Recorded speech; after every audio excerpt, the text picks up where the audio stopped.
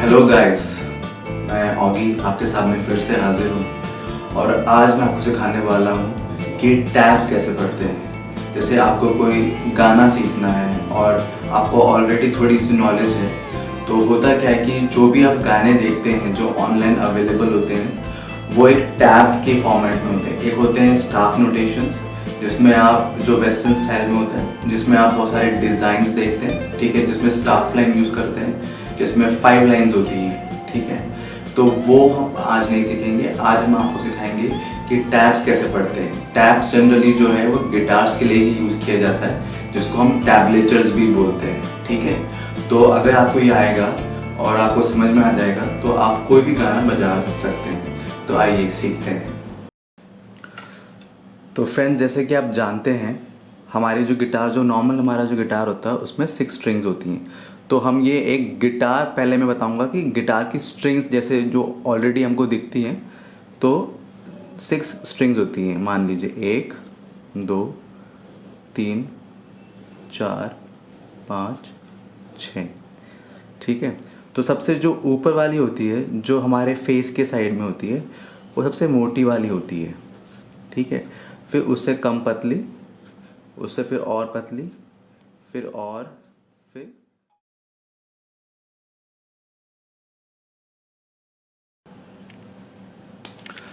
तो जैसा फ्रेंड आपने अब जानते हैं, जैसे कि हमारे जो स्ट्रिंग्स होती है, हमारे जो गिटार में स्ट्रिंग्स होती हैं वो कुछ इस तरह से होती हैं। सबसे ऊपर जो होती है सबसे मोटी वाली, उसके ऊपर जो होती है, उसकी जो नीचे होती है थोड़ी कम मोटी होती है, फिर ऐसे जो उसकी जो मोटाई होती है वो धीरे धीरे कम होती जाती है, और सबसे जो नीचे होती है सबसे पतली होती है, ठीक है।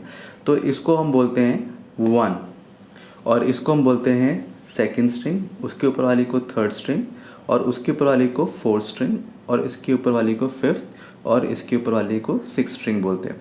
जैसे कि अभी कभी आप स्ट्रिंग चेंज करते हैं अपने गिटार की, तो इसमें इस तरह से दिया हुआ होता है: first string, second string, third string, fourth string, fifth string and six string, ठीक है। और अगर आप इसको अल्फ़ाबेटिकली देखते हैं, जो हम नोट्स के थ्रू देखते हैं, तो इस स्ट्रिंग का नाम होता है ई, इसका नाम होता है बी, इसका नाम होता है जी, इसका नाम होता है डी, इसका नाम होता है ए, और इसका नाम होता है ई, ठीक है। तो E B G D A ई, ठीक है। पर जब हम टैब्स की बात कर रहे होते हैं, जब हम टैब्स बजाने की बात कर रहे होते हैं, तो सबसे जो हमारी लोवेस्ट स्ट्रिंग होती है और सबसे हाई स्ट्रिंग होती है वो हमारे गिटार में इस तरह से होती है। जो हाई स्ट्रिंग होती है वो नीचे होती है, और सबसे लो है, सबसे मोटी स्ट्रिंग जिसमें से आती है, आवाज़ आती है, वो ऊपर होती है।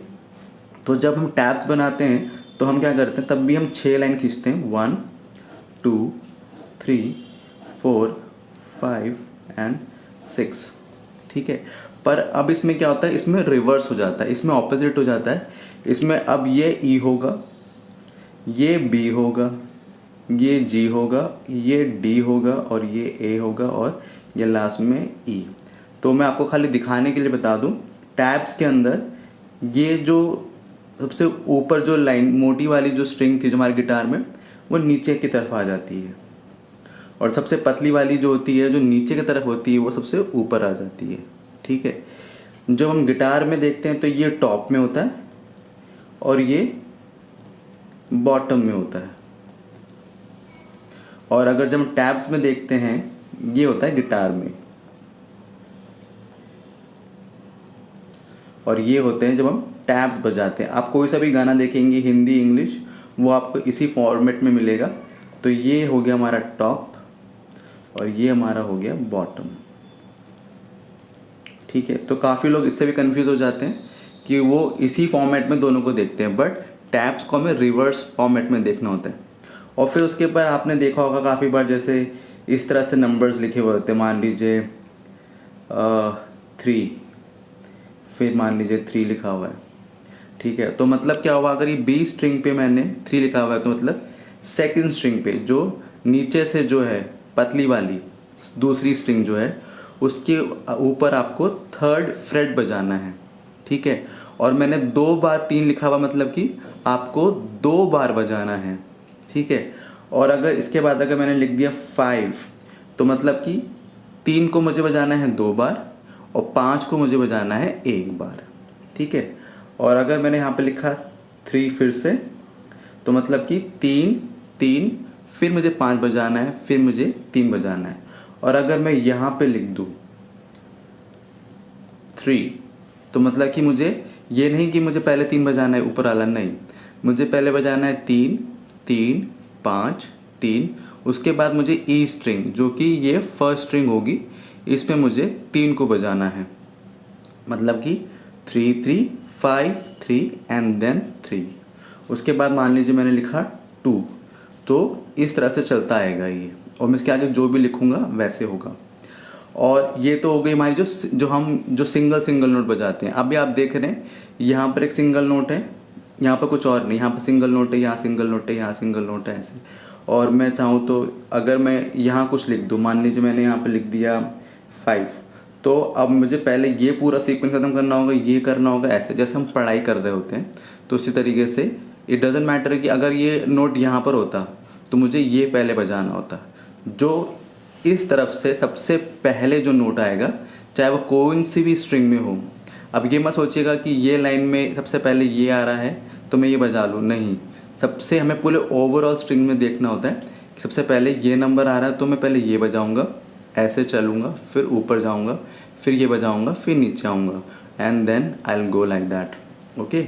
और काफ़ी बार आपने देखा होगा, जैसे आपने 1 2 3 4 5 6, अब ये हमारी हो गई सबसे high string, B G D A E।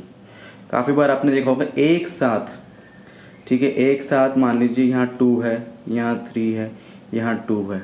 तो अब आपको इसको ऐसा नहीं कि पहले 2 बजाना है फिर 3 बजाना है 2, आपको एक साथ 3 स्ट्रिंग्स बजानी है, ठीक है। तो मतलब इसमें ये हो गया का ये कॉर्ड है। कॉर्ड्स क्या होते हैं, जो हम एक साथ, एक से कोई भी ज़्यादा नोट होता है उसे कॉर्ड्स बोलते हैं, ठीक है। जनरली जो कॉर्ड्स होते हैं वो 3 नोट्स होते हैं, जिसको हम ट्राइड्स भी बोलते हैं, ठीक है। तो आप जैसे कि आपको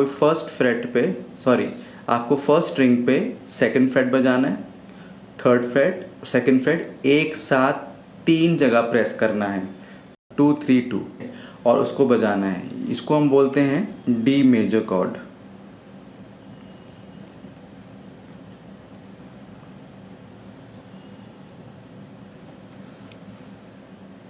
अब मैं आपको दिखाता हूँ कि ये हम गिटार में कैसे बजाएंगे, ये रियलिटी में गिटार में कैसे लगेगा देखकर।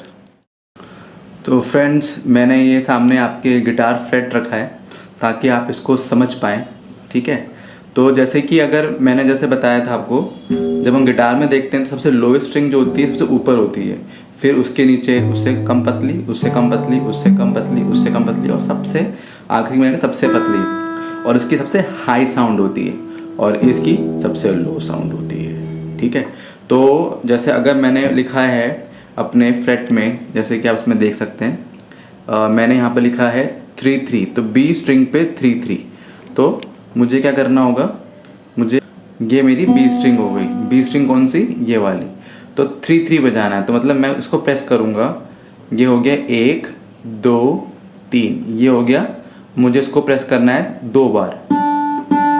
उसके बाद था 5, तो ये 4 हो गया, और ये हो गया 5, इसको मुझे, फिर वापस था 3, फिर नीचे था 3, फिर था 2, राइट। तो ये हो गई जो सिंगल प्लेइंग, जो सिंगल नोट होते हैं। और फिर मैंने आपको दिखाया था जैसे कि ये वाला, जैसे आपको दिख रहा होगा ये वाला, जिसमें था एक साथ 2 3 2, ठीक है। इसे हम कैसे बजाएंगे, तो जैसे कि अब 2 3 2 था, तो जी स्ट्रिंग पे था 2, फिर था 3 बी स्ट्रिंग पे, एंड देन जो लास्ट स्ट्रिंग थी उस पे था 2। तो ये इस तरह से बजेगा, और हम प्ले करेंगे ऐसे। तो ये कॉर्ड हुआ डी मेजर, ठीक है। तो मैंने एक साथ 3 नोट पकड़े हैं, तो उसको कॉर्ड्स बोलते हैं, ठीक है।